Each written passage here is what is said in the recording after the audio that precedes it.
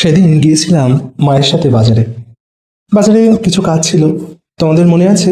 এই যে সামনে মা হাঁটছে, এখন আমরা যশোর রোডের উপর দিয়ে হেঁটে যাচ্ছি। আর ওই যে কালীতলার মেলার থেকে যে 3টে পট কিনেছিলাম, সেই 3টে পট নিয়ে আজকে চললাম বাজারে। বাজারে এই যে এখন হেঁটে যাচ্ছি দোকানের দিকে, এইটা হচ্ছে আমাদের বনগাঁর ট বাজার। এই ট বাজারে ঢুকে মাসের বাজার করার ছিল। মাসের বাজার যে মুদিখানার দোকান থেকে করি, সেই মুদিখানার দোকানে ফর্দ দিয়ে চলে এলাম থানার পাশে আমাদের এই বনগাঁর ব্রিজে। এই যে আমাদের বনগাঁ থানা, এখানটায় এমনি রাস্তা দিয়ে হাঁটছিলাম। হাঁটতে হাঁটতে হঠাৎ দৃষ্টি পড়লো এই বস্তুটির ওপরে।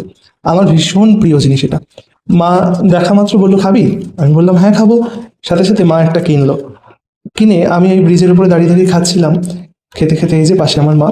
মায়ের অতটা আবার প্রিয় নয়, কিন্তু আমার ভীষণ প্রিয়। আমাদের বনগাঁর ইছামতি নদী, আর ওইটা হচ্ছে বনগাঁর নতুন ব্রিজ। ইছামতি নদী, এইদিকে রয়েছে বনগাঁ থানার ঘাট। এই ব্রিজের